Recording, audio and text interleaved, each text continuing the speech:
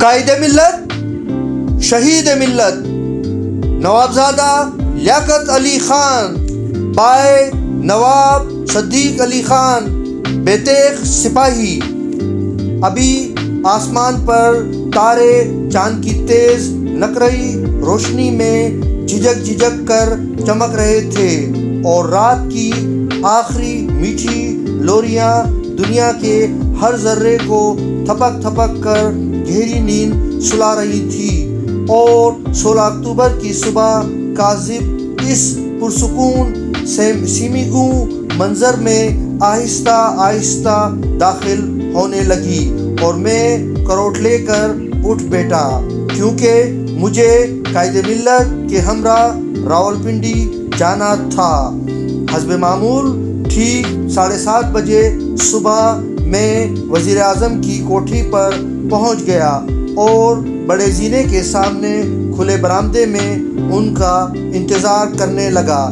چند منٹ بعد وہ بند کالر کا سفید کوٹ زیب تن کیے نپے تلے قدم سیڑھیوں پر رکھتے ہوئے میاں اشرف اور اکبر کے ساتھ جو بغل میں بستے لٹکائے ہوئے بالکل آپ کے عقب میں آ رہے تھے برآمد ہوئے. چہرے پر وہی مستقل مسکراہٹ تھی. انہوں نے میرے سلام کا جواب دیتے ہوئے چلنے کی ہدایت کی. جب ہم ان کی ذاتی سیاہ کیڈلک کار کے قریب پہنچے تو میاں اکبر نے کہا، ڈیڈی ہم بھی آپ کے ساتھ راولپنڈی چلیں گے. محبت و تحکم میں ڈوبے ہوئے انداز میں نور نظر سے فرمایا، نہیں تم اپنے اسکول جاؤ گے. پھر دونوں صاحبزادوں کو خدا حافظ کہا. بچے اسکول روانہ ہو گئے اور ہم عازم تیران گاہ. ہم سب اس حقیقت سے قطعی بے خبر تھے کہ آئندہ چند گھنٹوں میں ہم پر کیسی ناگہانی مصیبت کا پہاڑ ٹوٹنے والا ہے. حسب عادت آپ نے مجھے اپنی کار میں برابر کی نشست پر بٹھایا. میں نے کہا، اطلاع ملی ہے کہ راولپنڈی میں موسم سرد ہو گیا ہے. انہوں نے فوراً اپنے ملازم خاص عبدالغنی سے دریافت کیا، تم نے کمبل رکھ لیا ہے یا نہیں؟ اس نے ازبات میں جواب دیا. اس دن ماری پور کا راستہ بھی بہت جلد طے پا گیا. تیران گاہ پر جو اصحاب خدا حافظ کہنے آئے تھے وزیر اعظم ان سے ملے اور پھر ہوائی جہاز میں آ بیٹھے.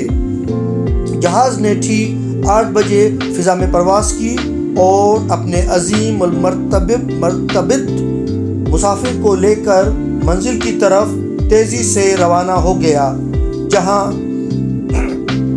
شہادت اس کا انتظار کر رہی تھی. کیونکہ مجھے ہمیشہ اپنا دوست اور قدیم رفیق کار سمجھتے تھے، اس لیے اپنے کیبن میں جگہ دی اور عبدالغنی کو 9:30 بجے ناشتہ لانے کا حکم دیا.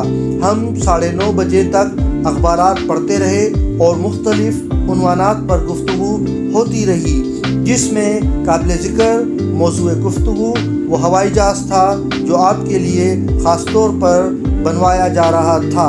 ناشتے کے بعد ڈپٹی پرائیویٹ سیکریٹری میاں منظور محمد نے وزارت دفاع سے اس تقرر کا وصول شدہ مسودہ پیش کیا جو 17 اکتوبر کو کیمبل پور میں 7 سالہ ری یونین کے موقع پر پڑھی جانے والی تھی. آپ نے خود اپنے دست مبارک سے لفظ سلطنت کو جو تقریر میں 3 جگہ لکھا ہوا تھا قلم زد کر کے اس کے بجائے مملکت لکھا اور مسودہ نقل کرنے کے لیے ڈپٹی سیکریٹری کو واپس دے دیا. ہم ٹھیک وقت پر چکلالہ کے ہوائی اڈے پر پہنچ گئے جہاں استقبال کرنے والوں کی کثیر تعداد موجود تھی.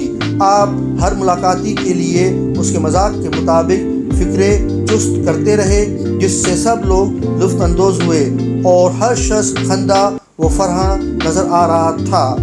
سرکٹ ہاؤس پہنچنے پر اسماعیل ٹیلر ماسٹر کو فوراً بلوایا گیا تاکہ ان 2 سوٹوں میں جو اس کی فرم میں سلوائے گئے تھے قطع و برید کر کے نقائص دور کیے جائیں.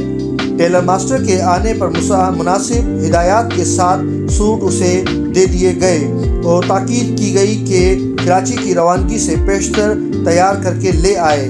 پھر نواب صاحب گورمانی کی آمد پر ان سے ڈرائنگ روم میں جا کر ملے اور کچھ باتیں ہوئیں۔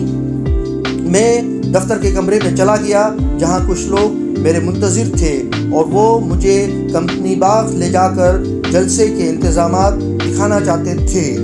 اس منحوس جلسے کے انتظامات کراچی سے 11 اکتوبر کو deputy commissioner Rawalpindi mister Hardy کے ذریعے بحکم وزیر اعظم صاحب کیے گئے تھے۔ جلسہ گاہ سے واپسی پر میں 1:30 بجے کے قریب ان کے کمرے میں رپورٹ دینے گیا تو دیکھا کہ تنہا بیٹھے ہیں۔ انتظامات کی تفصیل بتا کر میں نے عرض کیا کہ جلد کھانا کھا کر آرام کیجیے۔ فرمایا کھانا منگوا لیا گیا ہے اور کھانے کے بعد آرام کروں گا۔ عجیب بات ہے کہ اس روز میں راولپنڈی پہنچنے کے بعد کچھ گمسم ہو گیا اور ایک مشینی آدمی کے جیسے کام کرنے لگا۔ بھوک پیاس بالکل غائب ہو گئی۔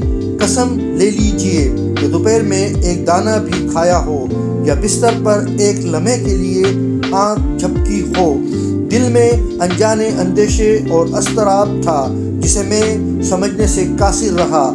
ضعیف الاعتقادی کی بات کرنا مقصود نہیں، لیکن کیا 15 اکتوبر کی شام کی شفق جو بڑی ہیبتناک اور بہت دیر تک سرخ رہی اور جس نے بیگم رنا لیاقت علی خان کو یہاں تک پریشان کر دیا تھا کہ انہوں نے وزیر اعظم کو پنڈی جانے سے بہت منع کیا، اسی سانحے کا پیش خیمہ تھی۔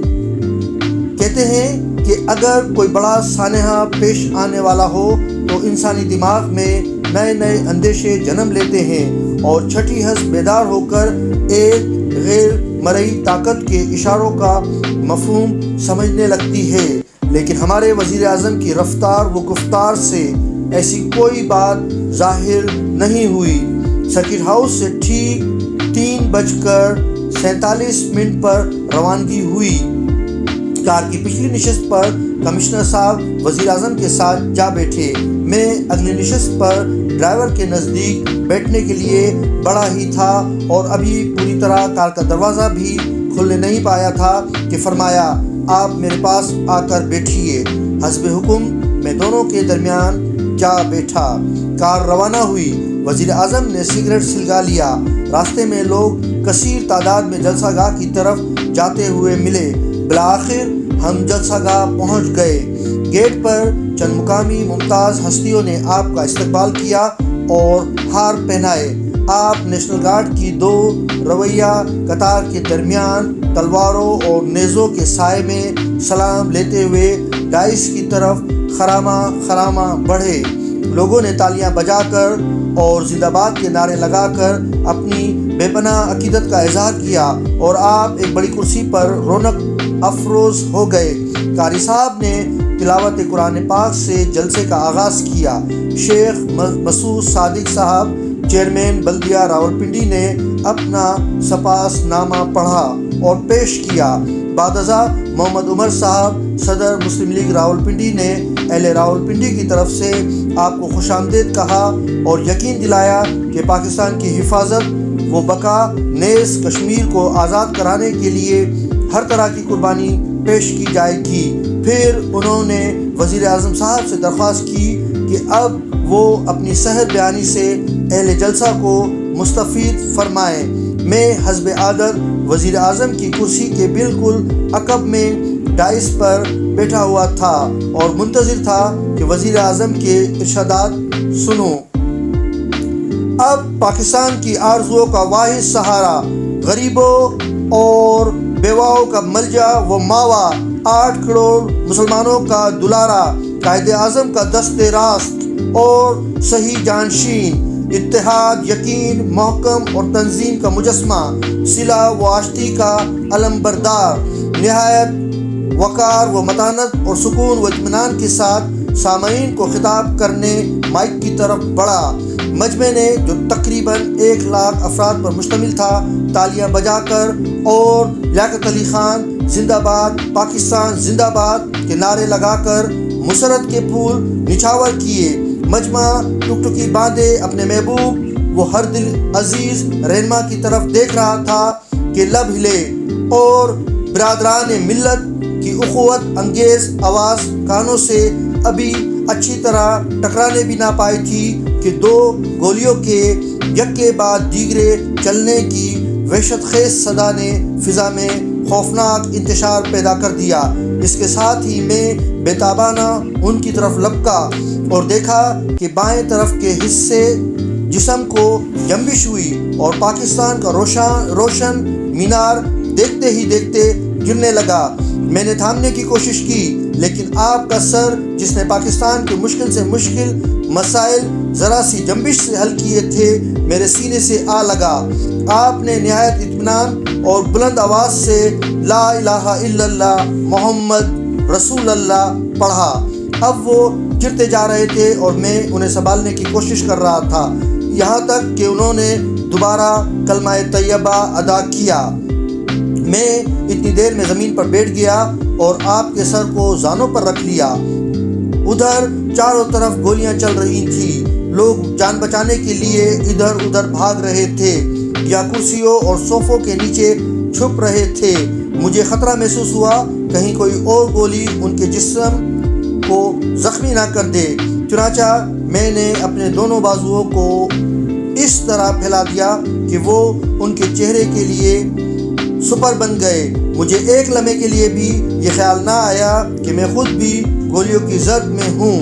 اتنے میں قائد ملت نے آنکھیں کھولی اور میری طرف دیکھ کر فرمایا، مجھے گولی لگ گئی ہے۔